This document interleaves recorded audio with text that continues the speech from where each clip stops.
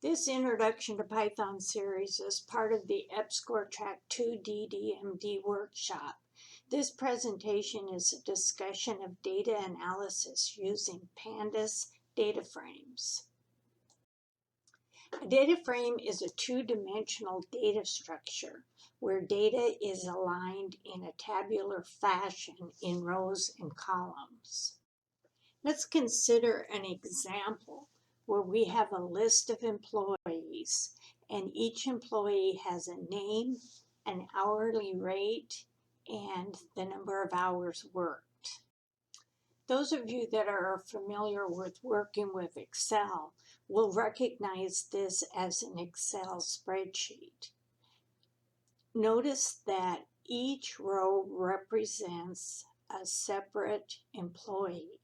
So we have Jim Usted, Carol Leschbau, Cynthia Anderson, and so forth. Each row, generally in a data frame, represents a separate entity. The columns in a data frame represent attributes of an entity. So in our example, our attributes for an entity are name, hourly rate, and hours.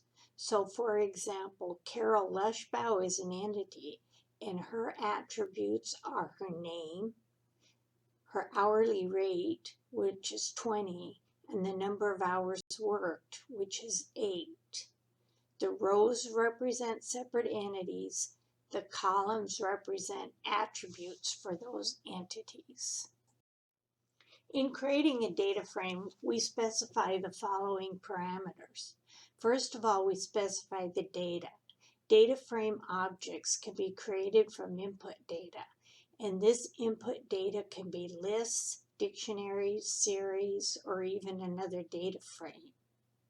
When we create a data frame, we can specify an index, and these are the row labels, and the defaults are numeric labels starting at 0.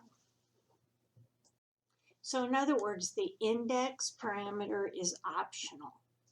And if we do not specify what we want our row labels to be, the default will be numeric labels beginning at 0. The columns parameter allows us to specify our column labels. And like the index parameter, the columns parameter is optional. And if it is not specified, columns will be labeled numerically beginning at 0. And optionally, we can specify the data type of each column.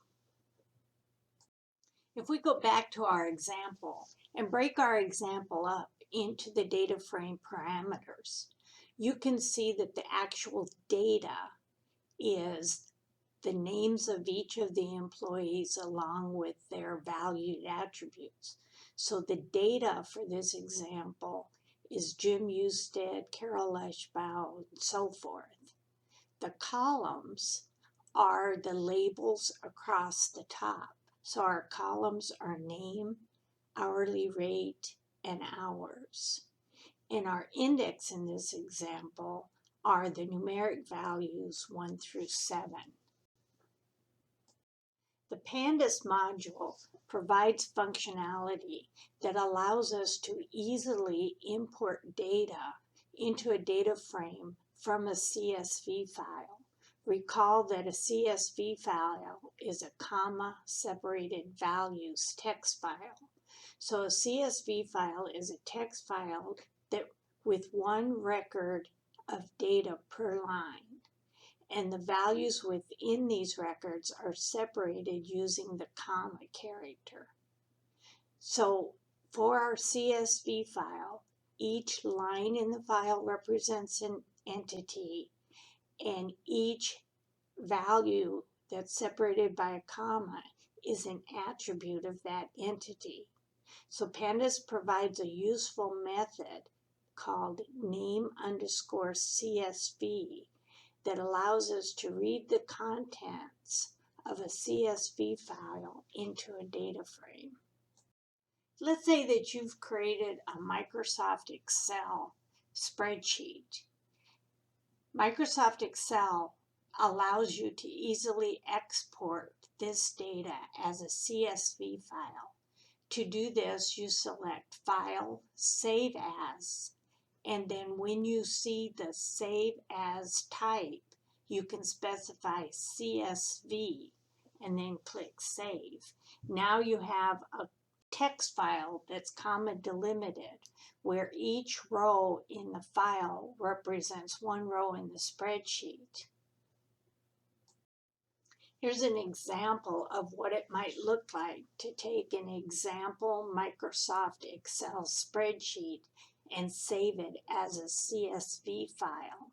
Notice that the first row in our CSV file are the column headings in our spreadsheet.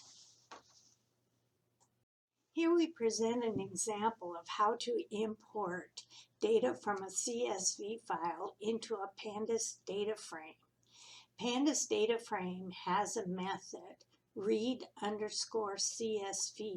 where we present the name of the input file as a parameter, and the method returns a data frame that contains the data represented in that CSV file.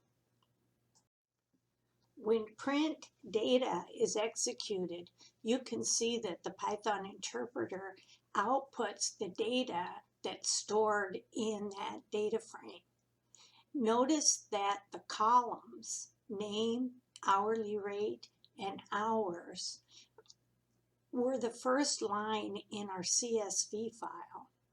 Additionally, the index by default are the numeric values beginning at 0. As we saw in our previous example, printing a data frame using its name displays the entire table. In real time, it's very possible that the data sets to analyze will have thousands of rows. For analyzing data, we need to inspect data from huge volumes of data sets. Pandas provides useful functions to be able to inspect only the data we need. So for example, we can use the data frame head method, passing in n to get the first n rows of the data. Or we can use the data frame tail method, passing in n to get the last n number of rows. Here's a short example where you can see that we're importing our employee data from our CSV file. Then we're going to display or inspect the first 4 rows. So we use the head method, data.head, and we pass in 4. Then we want to inspect the last 3 rows. We can print data.tail and pass in 3. We can also inspect the index and the columns of a data frame. So in this example, we read in the employees.csv file into our data frame, and then we print out the index. And you can see that the index is a range index, and it starts at 0, and it stops at 18, and its step is 1. Then we want to print the columns, and in the columns, we see that the columns is an index, and it gives us a list. So it's a list of strings that represent the columns. So we get a list of strings, name, hourly rate, and hours. We also have the capability of accessing just the values within a data frame. So in this example, after loading our employee data from our CSV file into a data frame, we use data.values and print those values to be able to inspect the data frame data. We also have the capability of getting statistical summaries, such as count, mean, standard deviation, min, max, by using the describe method of a data frame. For example, we can display the statistical summary of the hourly rate column. Here's an example of how we would get statistical information about the hourly rate attribute of our employees. To get that information, we use data, square brackets, and the name of the column that we're interested in. And in our example, it's hourly rate. So it's data, square bracket, hourly rate. Then we call the describe method. We print that return values, and we get that the count is 18, so it counted 18 records. The mean is 16.77778. The standard deviation is 4.8. The min is 8. 25% of the records have an hourly rate of 13.5 or less. 50% of the records have an hourly rate of 15 or less. 75% of the records have an hourly rate of 20 or less. And then the maximum hourly rate is 25. The Pandas data frame provides methods that allow us to get specific statistical information. So in this example, we're still interested in statistical information of the hourly rate attribute for an employee. After we've loaded our data, we call data square bracket hourly rate dot count. That method returns the number of records that are in our data frame, and we assign it to the variable count. Next, we call data hourly dot mean. That method returns the average of the hourly rate data. We assign it to the variable mean. We call data hourly rate dot std. That method returns the standard deviation of our data, and we assign it to the variable std. We call the data hourly rate min function to get the minimum value, assign it to min rate. We get the maximum value, assign it to max rate, and we get the median. We assign it to the variable median, and then we print out those values. We're able to sort the data in our data frame based on a specific attribute or column. In this example, we're going to sort our data in descending order by hours. So we use the sort underscore values method of the data frame. So data dot sort values. The first argument is the name of the column on which to sort. We're sorting on hours. The next attribute is whether or not we want it in ascending order. We say ascending is false, therefore the data is going to be sorted in descending order. When we print that data, you can see that the data is sorted by hours and it's in descending order. Here's an example of how we can get a list of all of the hours in our data set. So what we do is we specify data bracket hours. So we're only interested in the hours attribute, and then we use dot values. This is going to return all of the values in the data frame. Then we want to convert that to a list, and we're going to assign it to the variable hours. When we print out hours, you can see we get a list of numeric values, and these values represent each of the employees' hours. Piggybacking off of the previous example, here's how we might get a list of all the hours worked for all of our employees.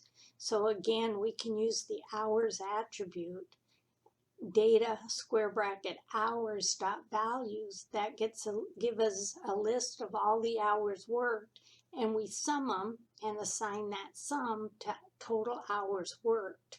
When we print total hours worked, we see that the total number of hours worked for all the employees was 157.5. Data science involves the processing of data so that the data can work well with data algorithms. Data wrangling is the processing of data such as merging, grouping, aggregating, and concatenating. Grouping is the process of collecting data into different categories. We're going to look at an example of grouping based off of our employee data. Let's say for some reason we want to create a new data frame that's going to contain the data in our original data frame, but it's only going to contain those employees whose hourly rate is 15. One of the ways we can do that is by using the data frame's group by method. So in our example, we create our data frame data.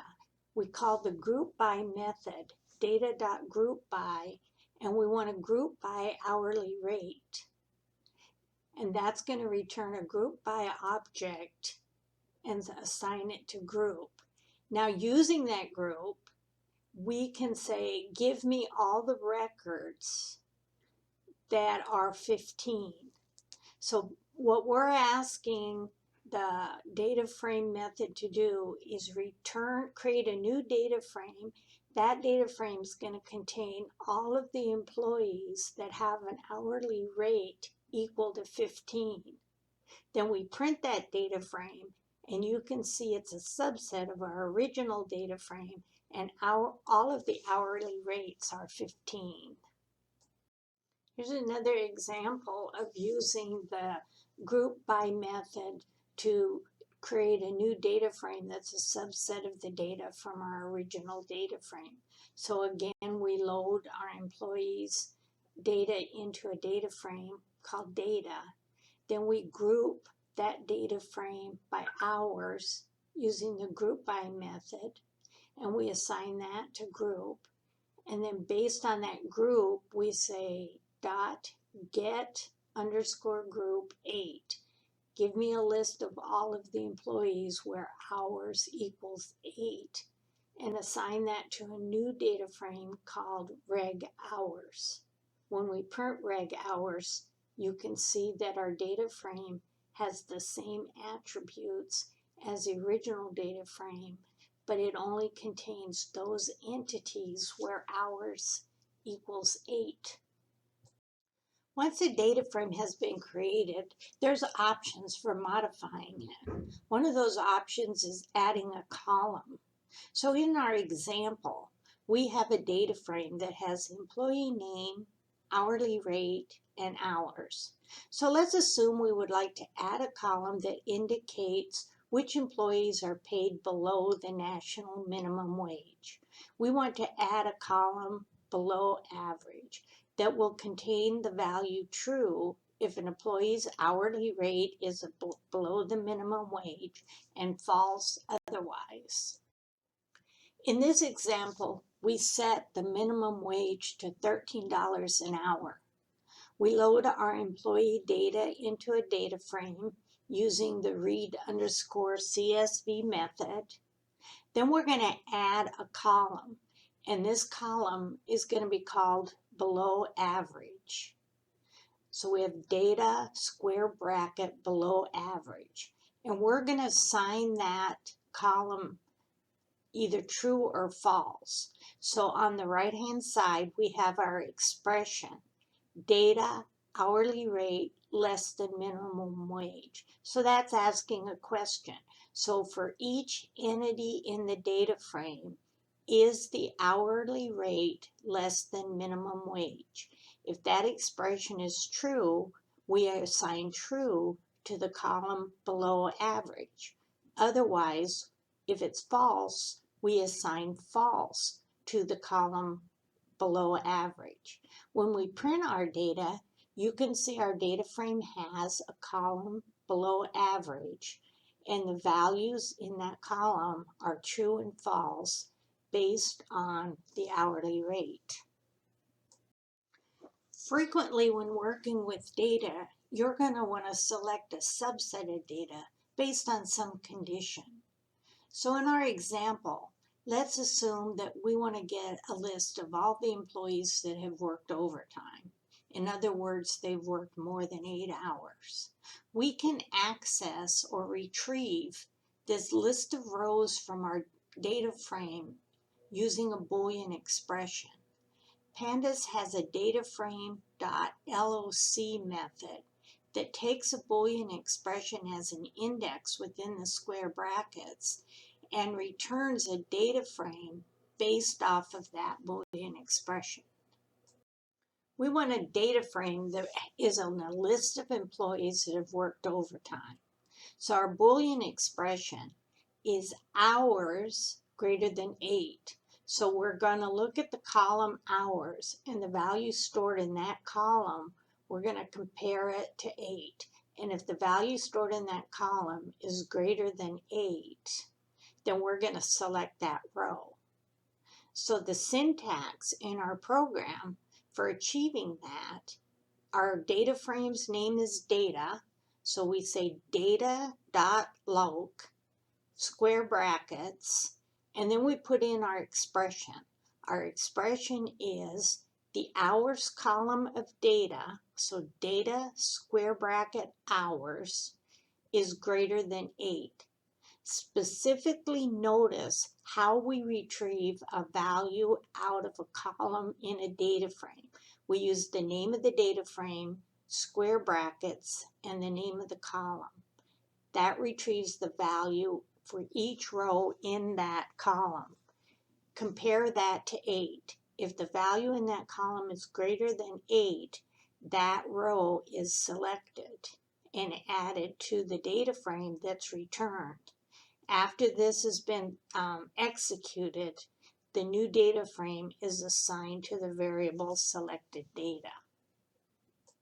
Here's our completed code segment example, where we create our data frame data by loading our employee data, and then we use the data.loc method to select all of the employees that have hours greater than 8. And after that method is created, we have a new data frame called selected data that has all the records from data where the hours are greater than 8. When we print that data frame, you can see that all the hours are greater than 8. The Boolean expression that we use in the loc method can be any valid Boolean expression. Let's say that we want to select all the employees that have worked overtime with a pay rate over 15. So we want a list of all the employees whose hours is greater than 8 and hourly rate is greater than 15. Notice that our Boolean expression uses the relational operator hours greater than 8. We have the hourly rate greater than 15, and we have the Boolean operator ampersand that represents the and. Data hours greater than 8 and data hourly rate greater than 15. There's a code segment that uses that Boolean expression. So again, we create a data frame data loading our employee data. Then we call the data.loc method using our Boolean expression to create a new data frame with our selected rows. So when we call our method data.loc, we use the Boolean expression data bracket hours greater than 8 and data hourly rate greater than 15. When that method is executed, it returns a new data frame. We assign that data frame to selected data. We print selected data, and we get a subset of rows where the hourly rate is greater than 15 and the hours are greater than 8. Let's assume for simplicity we can calculate salary by multiplying the number of hours worked times the hourly rate. We're going to look at this segment of code that calculates employee salaries and then prints the payroll information to an output file. We load our employee data into the data frame data. Then we calculate salary. So basically we're creating a new column called salary, and we're assigning data, square bracket salary, the value, the data hours times the data hourly rate. Once we've created that new column, we're going to print this data frame to an output file. So we open our payroll.txt file for writing, assign it to the variable report. Data frames have a method to_CSV, and this method has an output file as an argument. So it's the handle to the output file. So once we've opened the output file and assign it to report, we use report as an argument to the to_CSV method. And this method does not return a value, but it writes the data that's in the data frame to this output file. Once we've written the data to the output file, we can close the file. Here's an example of an output file in CSV format that it was created when we called the to_CSV method of a data frame. Note specifically that it's comma delimited values, and in this output file, the index of each row is displayed and there's a blank line between each row. We can add additional arguments when we call the data frames to_CSV method.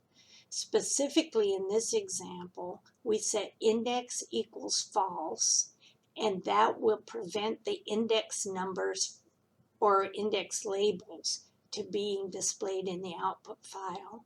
And we specify line terminator equals \n or line feed.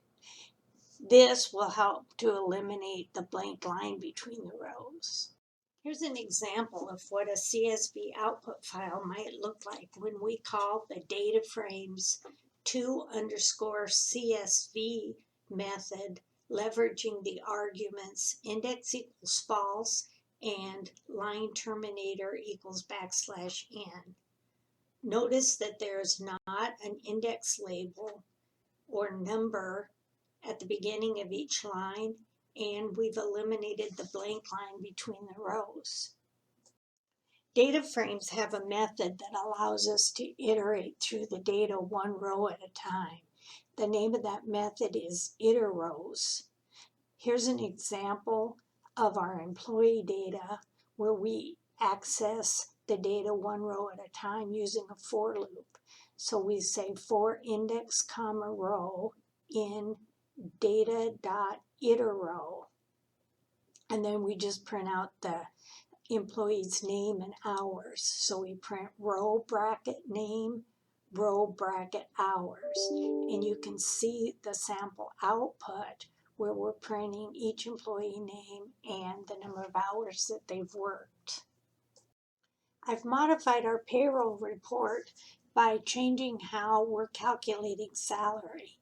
So in this example, salary is calculated by regular hours, which is 8 hours or less, plus overtime, which is any hours over 8. And for those hours, they're getting paid time and a half. So in this example, we iterate through each row looking at the hours. Our for loop is for index comma rows in data iterrows method. We look at the row hours, and if they're greater than 8, then we calculate overtime. So the regular hours are 8. The overtime is the number of hours stored in the data column minus 8. And the new column that we're creating, salary, is assigned hours times the data's hourly rate plus overtime times the data's hourly rate times 1.5. Otherwise, we just calculate it the way we did before, where we're creating the new column salary and we're assigning it the data's hours times the data's hourly rate. Data visualization is an important aspect of data science. Python provides many different modules to help us with data visualization. One of those modules is matplotlib, and that's a collection of command-style functions that make matplotlib work like MATLAB. So each pyplot function makes some change to a figure, creates a figure, creates a plotting area in a figure, plots some lines in a plotting area, decorates the plot with labels, etc. Returning to our employee data, we're going to create a bar graph that graphs employee salaries. So given our employee data, we're going to create a new column salary. So we're going to calculate the employee's salary. Then we're going to create a bar graph with the employee name labeling the x-axis and the salary on the y-axis. And then we'll display that graph. Here is a Python program segment that creates a bar graph for our employee salaries. So we calculate the salaries just like we talked about before, where we iterate through the rows and determine whether or not the employee gets paid overtime. Once we've completed that for loop, then the data frame now has a salary column, and that salary column contains what that employee should be paid. The last two lines of this code segment shows how we can call the plot method of the data frame, specify what kind of graph we want, and we want a bar graph, and X and Y have to be valid columns within the data. So X-axis, we're going to use the name column. The Y-axis, we're going to use the salary column. Then we use our pyplot to actually show the graph. It's important to note that we imported at the top of our program, we have our import statement to import matplotlib.pyplot as PLT. And here's an example of the bar graph that's generated using that code. Notice that the x-axis, each bar is labeled by the employee name. Notice the y-axis represents that employee's salary. We're going to consider another example using data from gapminder.org. Gapminder is a nonprofit venture that promotes sustainable global development and achievement of the United Nations Millennium Development Goals. Gapminder combines data from multiple sources into unique, coherent time series that can't be found elsewhere. We're going to consider some international data that includes the country, continent, year, the life expectancy at birth, the total population, and the per capita GDP, or gross domestic product. And this is given in units of international dollars. We're going to look at some international data that includes the country, the continent, a year, the life expectancy at birth, the total population, and the per capita GDP. the per capita GDP is the gross domestic product. I can access this data directly using this given URL. And I'm displaying just a small portion of the data that I can access through this website. Here's a small segment of code that shows how we can load data into a Pandas data frame directly from a URL. In this example, we have data underscore URL is assigned to our Gapminder URL. Then we use that as an attribute in our Pandas read underscore CSV method. When this method is executed, it creates a new data frame loading the data accessed through this URL, and we assign that to Gapminder. After the data has been loaded into the Gapminder data frame, I use the Gapminder data frame head method to print the first 5 rows, display them on the screen. Let's consider another example of data visualization using this Gapminder data. So we want to create a pie chart that shows the distribution of population by continent. So we're going to create our data frame from this Gapminder data. We're going to group it by continent. Then we're going to aggregate the total population for each continent. Once we have that new data frame that has the aggregated total population information, we're going to create a pie chart where X is the continent and Y is the population. The data frame provides an aggregate method that allows us to aggregate across one or more columns. The most frequently used aggregations are sum, which returns the sum of the values for the requested axis, min returns the minimum value, and max returns the maximum value. This segment of code demonstrates how to aggregate data. So recall that the columns of our data are country, year, population, POP, continent, life expectancy, and GDP per capita. What we want to do is we want to group all of this data by continent, and then we want to aggregate the population, or POP, by we want to find the sum of the population for that continent. So if you look at this segment of code, you see that we load our data using the URL and then assign it to the data frame Gapminder. Next thing we do is we group the data in our Gapminder data frame. We use the group by method and we group by continent.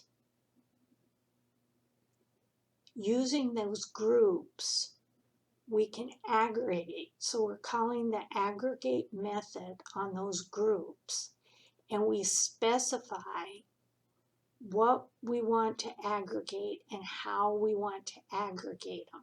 So the field or column that we're aggregating is population, POP. What do we want to do with that field? We want to sum it. And notice we put that in a field value pair tuple with curly brackets. So we're asking the Python interpreter to aggregate the population data by finding the sum by continent. This returns a new data frame. Our new data frame is called population sum. That data frame contains our aggregated data. After we've summed our population by continent, we've created an aggregated data frame called population sums, and we print that data frame. Specifically, notice that this data frame only has one column, and that column is POP, that represents the sum of the population for the continent. The labels on the left is the index for each of the rows in the data frame. Once we've created our aggregated data frame population sums that represents the sum of the population for each continent, we're ready to create our pie chart.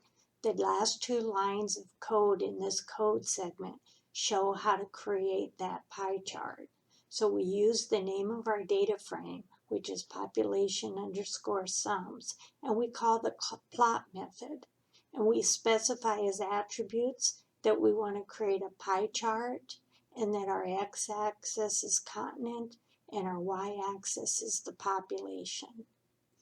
And once we've done that, we can use our MATLAB PyPlot show method to display the graph.